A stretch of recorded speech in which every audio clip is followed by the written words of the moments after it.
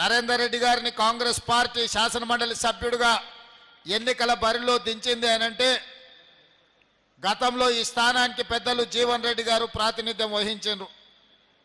పెద్దలు జీవన్ రెడ్డి గారు ప్రాతినిధ్యం వహించిన ఈ శాసన మండలి ఎన్నికలలో నరేందర్ని ఈరోజు కాంగ్రెస్ పార్టీ అభ్యర్థిగా ప్రకటించింది అనంటే ఆదిలాబాద్, కరీంనగర్, నిజామాబాద్, మెదక్ జిల్లాలలో ఉండే పట్టభద్రుల సమస్యలనే కాదు, ఈ ప్రాంతంలో ఉండే నిరుద్యోగ యువకులతో పాటు రైతాంగ సమస్యల్ని కూడా చర్చించగలడు, ప్రభుత్వంతో మాట్లాడి పరిష్కరించగలడు, ప్రభుత్వానికి పట్టభద్రులకు మధ్యలో ఒక వారధిగా నిలబడతాడని చెప్పి ఈరోజు కాంగ్రెస్ పార్టీ వారిని అభ్యర్థిగా నిర్ణయించడం జరిగింది. ఇవాళ చాలామంది చాలా రూపాలలో చాలా అంశాల గురించి మాట్లాడుతున్నారు. ముఖ్యంగా ఈరోజు ఎన్నికలలో బీఆర్ఎస్, బీజేపీ ఏ రకంగా కుట్రలు కుతంత్రాలు చేసి కాంగ్రెస్ పార్టీని, ప్రభుత్వాన్ని బలహీనపరచాలని, కాంగ్రెస్ పార్టీని ఓడించాలని కుట్రలు చేస్తున్నారో ఈరోజు మీరందరూ కూడా ఆలోచన చేయండి. ఈరోజు ఒక పక్కన నరేంద్ర మోడీ గారు 12 సంవత్సరాలైంది దేశానికి ప్రధానమంత్రిగా బాధ్యత తీసుకొని, ఇంకొక పక్కన బీఆర్ఎస్ దాదాపుగా 9.5 సంవత్సరాలు పరిపాలన చేసి ప్రజలు తిరస్కరిస్తే, ప్రజలు ఇక మీ అవసరం మాకు లేదు, మీకు తెలంగాణతో సంబంధం లేదు, పేరు బంధమే కాదు మీకు పేగు బంధం కూడా తెలంగాణ ప్రజలతో తెగిపోయింది, ఇక మీరు ఫామ్ హౌస్లో పండుకోండి అని చెప్పి వాళ్ళకి సెలవు ఇచ్చిండ్రు. అందుకే చంద్రశేఖరరావు గారు ఈరోజు ఫామ్ హౌస్లో పడుకున్నాడు. అయినా ఈరోజు ప్రజలు తిరస్కరించిన కుట్రలు మాత్రం మానలేదు. ఇవాళ పదే పదే బీఆర్ఎస్ వాళ్ళు మాట్లాడుతున్నారు, కాంగ్రెస్ పార్టీ ఎన్నికల్లో ఎట్లా గెలుస్తుంది, కాంగ్రెస్ పార్టీ ఓడాలి అని అంటున్నారు. నేను అడుగుతున్న బీఆర్ఎస్ నాయకులను, అసలు మీరు ఏ అభ్యర్థికి ఓటేయమని చెప్తున్నారో మొట్టమొదట మీరు తెలంగాణ ప్రజలకు చెప్పండి. ఈ 4 జిల్లాలలో ఉన్న పట్టభద్రులకు, మెదక్, నిజామాబాద్, కరీంనగర్, ఆదిలాబాద్లో ఉన్న పట్టభద్రులకు బీఆర్ఎస్ నాయకులు ఏ అభ్యర్థికి ఓటేసి కాంగ్రెస్ పార్టీ అభ్యర్థిని ఓడించమని విజ్ఞప్తి చేస్తున్నారని నేను అడుగుతున్నా. ఇవాళ కాంగ్రెస్ పార్టీని ఎట్టి పరిస్థితుల్లో గెలిపించొద్దని మీరు మాట్లాడుతున్నారు. ఈరోజు మీ పరిస్థితి మీరు ఎప్పుడైనా అంచనా వేసుకున్నారా? 2023 డిసెంబర్లో జరిగిన ఎన్నికల్లో మీరు అధికారం కోల్పోయినారు. 2024 మే, జూన్లో జరిగిన పార్లమెంట్ ఎన్నికల్లో మీకు గుండు 0 వచ్చింది, 8 సీట్లలో డిపాజిట్లు జప్తు అయిపోయినాయి. ఇవాళ 2025 ఫిబ్రవరి శాసనమండలి ఎన్నికల్లో మీకు ఎన్నికల బరిలో దించడానికి అభ్యర్థే దొరకలేదు. ఈరోజు ఎన్నికల పోటీలో నిలబడని రాజకీయ పార్టీ ప్రధాన ప్రతిపక్షం అని చెప్పుకునే బీఆర్ఎస్ ఇవాళ మీకు రాజకీయ పార్టీగా చెప్పుకోవడానికి మీకు అర్హత ఉన్నదా అని నేను అడుగుతున్నా. స్పష్టంగా తెలంగాణ ఉద్యమంలో ముందు భాగాన నిలబడి తెలంగాణ రాష్ట్రాన్ని సాధించడంలో ఈరోజు విజయం సాధించింది పట్టభద్రులు.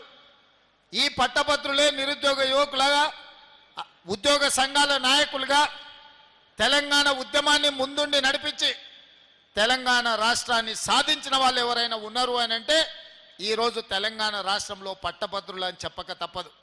మరి తెలంగాణ ఉద్యమాన్ని ముందుండి నడిపించిన పట్టభద్రులు ఇవాళ ఓటర్లుగా ఉన్న శాసన మండలి ఎన్నికల్లో బీఆర్ఎస్ పోటీ చెయ్యకుండా ఈరోజు అభ్యర్థి దొరకక ఎన్నికల బరిలో నిలబడని బీఆర్ఎస్ ఇవాళ కాంగ్రెస్ పార్టీని ప్రశ్నించే అర్హత ఆ పార్టీకి ఉన్నదని నేను అడుగుతున్నా. అందుకే నేను అడుగుతున్నా ఈరోజు బీఆర్ఎస్ నాయకులను, 10 నెలల పరిపాలన చేసిన కాంగ్రెస్ పార్టీని ఇవాళ ఏమీ చేయలేదని మీరు అడుగుతున్నారు కదా, 10 ఏళ్లలో మీరు ఏం చేసిందని నేను అడుగుతున్నా. ఇవాళ నేను చెప్పదలుచుకున్నా, ఇవాళ నేను మీ అందరి ముందు విజ్ఞప్తి చేయదలుచుకున్నా. ఈ సమావేశంలోకి వచ్చిన మిత్రులే కాదు, ఈ సమావేశాన్ని చూస్తున్న పట్టభద్రులందరూ మీరు గుండెల మీద చెయ్యి పెట్టి ఒక్కసారి ఆలోచన చేయండి. నేను ఎవరిని తిడతలేను, ఎవరిని ప్రశ్నిస్తలేను. ఇవాళ ఈ పార్లమెంట్ ఎన్నికల తర్వాత మాకు వచ్చిన అవకాశం 8 నుంచి 9 నెలలే పరిపాలన చేయడానికి. 2023 డిసెంబర్లో మేము అధికారం చేపట్టిన కొద్ది రోజులకే పార్లమెంట్ ఎన్నికలు వచ్చి, ఎన్నికల కోడ్ వచ్చి మేము పరిపాలన చెయ్యడానికి అవకాశం రాలే. ఆ రోజు 5-6 నెలలు ఎన్నికల కోడ్తో పరిపాలన పట్టాలు ఎక్కలేదు. ఆ తర్వాత 8-9 నెలల్లోనే మేము పరిపాలన చేసింది. ఇవాళ నేను అడుగుతున్నా, మీరు గుండెల మీద చేయి పెట్టుకొని ఆలోచన చేయండి. నేను చెప్పినవి నిజమైతేనే కాంగ్రెస్ పార్టీని గెలిపించండి ఎన్నికల్లో. 10 సంవత్సరాల నుంచి తెలంగాణ ఉద్యమంలో నిరుద్యోగ సమస్య, ఎంతోమంది విద్యార్థులు ఆత్మహత్యలు చేసుకొని ఉద్యోగ నోటిఫికేషన్లు రాక అశోక్ నగర్లను, దిల్సుఖ్ నగర్లను, అమీర్పేట చౌరస్తాలను ఎప్పుడో 10-12 సంవత్సరాల క్రితం తల్లిదండ్రుల నుంచి తవ్వకర్సులకు తీసుకొని జేబులో పైసలు పెట్టుకొని హైదరాబాద్కు పోయి కోచింగ్ సెంటర్లలో జాయిన్ అయితే 10 సంవత్సరాలు మీ జీవితం అంతా కోచింగ్ సెంటర్ల చుట్టూ తిరగడమే జరిగింది తప్ప ఉద్యోగ నోటిఫికేషన్లు వచ్చినాయా? వచ్చిన నోటిఫికేషన్ల ఫలితాలు ఇచ్చిండ్రా అని నేను అడుగుతున్నా. పోలీసు ఉద్యోగ నియామకాలు, టీచర్ల ఉద్యోగ నియామకాలు, డాక్టర్ల ఉద్యోగ నియామకాలు, పారామెడికల్ సిబ్బంది ఉద్యోగ నియామకాలు, నర్సుల నియామకాలు ఏవైనా టీఆర్ఎస్ పార్టీ నియామకాలు చేపట్టిందా? నోటిఫికేషన్ ఇవ్వరు. నోటిఫికేషన్ ఇస్తే వాళ్ళే కోర్టుల్లో కేసులు వేసి లిటిగేషన్లు పెట్టి కోచింగ్ సెంటర్లతో కుమ్ముక్కై పరీక్షలు పెట్టకుండా విద్యార్థులు రాయకుండా చేసి విద్యార్థులను కోచింగ్ సెంటర్లలో అశోక్ నగర్ చౌరస్తాల్లో, దిల్సుఖ్ నగర్ చౌరస్తాల్లో అనాథలుగా వాళ్ళను 10 సంవత్సరాలు తిప్పింది మీరు కాదా? మరి నేను వచ్చిన తర్వాత 11,000 మంది టీచర్ల నియామకాలు చేసింది నిజం కాదా? ఇవాళ టీచర్లను అడగండి. 15,000 మంది పోలీసులను నియమించిన మాట నిజం కాదా? 6,000 మెడికల్ సిబ్బందిని నియమించిన మాట వాస్తవం కాదా?